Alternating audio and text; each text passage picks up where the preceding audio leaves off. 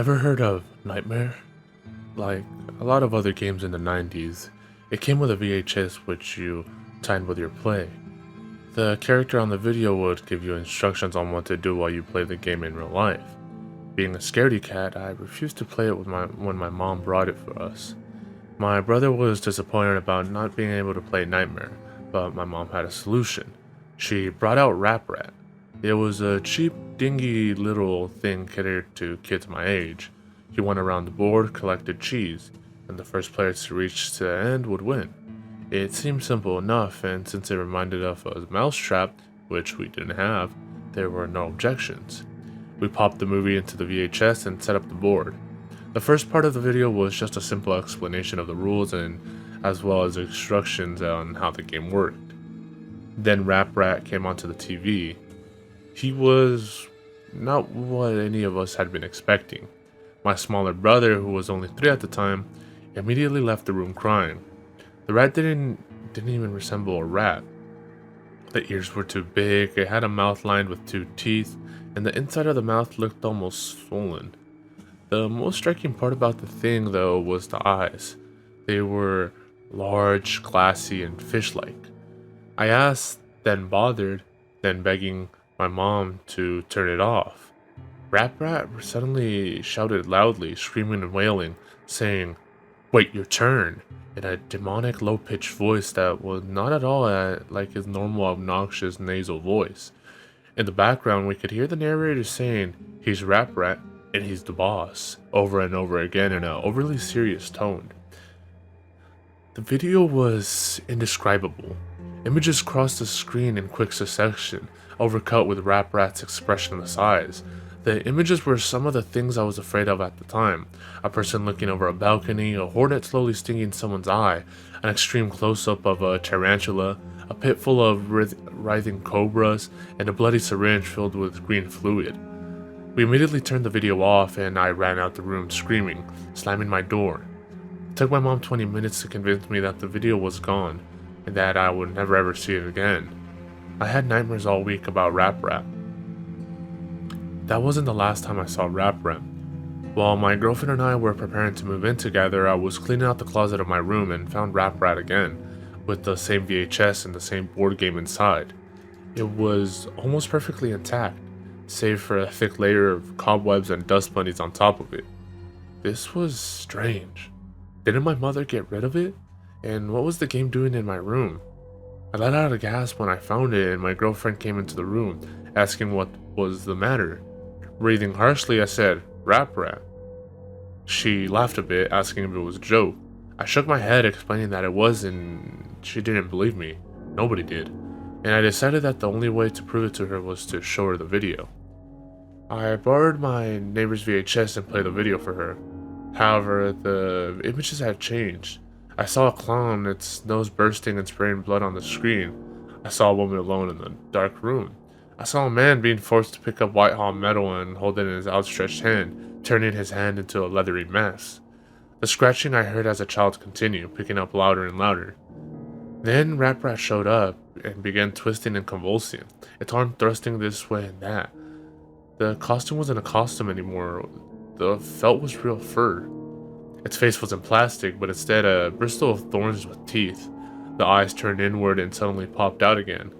Raprat's huge fish eyes were inside out, staring right at me, watching my every single move, my every expression. It grinned widely and gestured at my girlfriend and I with a single outstretched inhuman hand. I could hear the faintest scratching at my front door.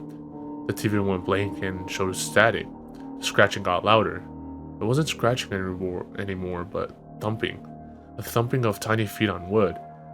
My girlfriend embraced me in fear and my senses kicked in. Before anything else could happen, I stopped the video, ejected it, and unplugged the VHS.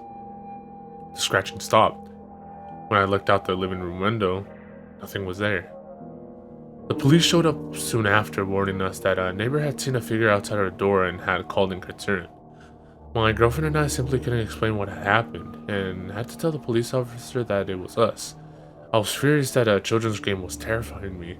I went to pick up the tape, but the VHS burned my hand. It felt like I had touched a Bunsen burner on the highest setting. We had to get oven mitts from the kitchen in order to take it out, and even then it was still scorching hot. I brought it outside, tossed it down on the sidewalk, and crushed it with my winter boots. My girlfriend and I had nightmares every night. We would both wake up in the middle of the night and describe eerily similar messages that we saw in our sleep. The scratching would always be there at night, when the lights were off and the room was pitch black, save for the moonlight coming in through the window. Now though, the scratching would happen every time I went near the front door, and every time we said Raprat's name. It sounded as if something very small was dragging something across the ground outside of the door, pacing, waiting. I would simply wait with the covers pulled up to my neck until I succumbed to exhaustion. At this point, I was determined to sue the company for damages. The first thing I did was call my mother and ask where she got Raprat.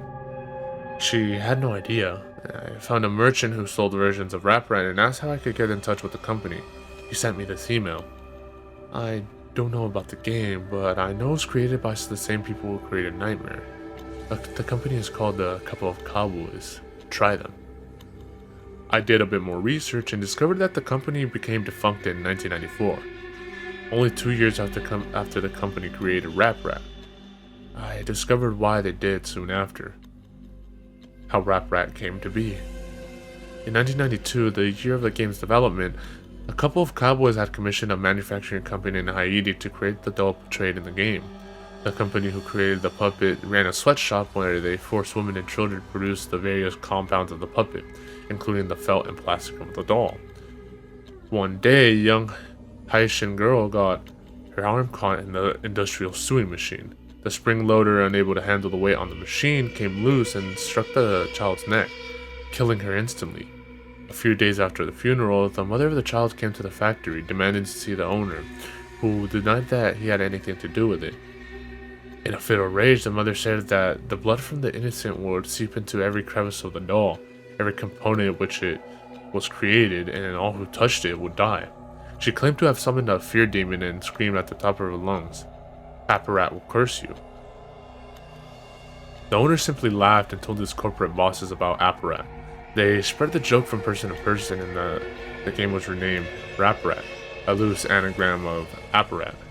Each recitation of the name Raprat brought it with it a greater and greater curse. Only 2 years after Raprat was created, the company was shut down and the owners hired by Mattel. There were stories of the workers begging for days off, skipping work for weeks and weeks, finding the puppet in strange places.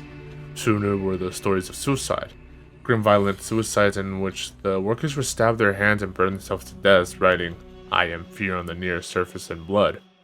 Nobody knows where the Raprat doll went after the original creators disappeared. Some say that the last thing the victims saw before going insane were large sunken fish-like eyes. Words of warning: never, ever say out loud. Saying a demon's name out loud is an invitation to them, a calling.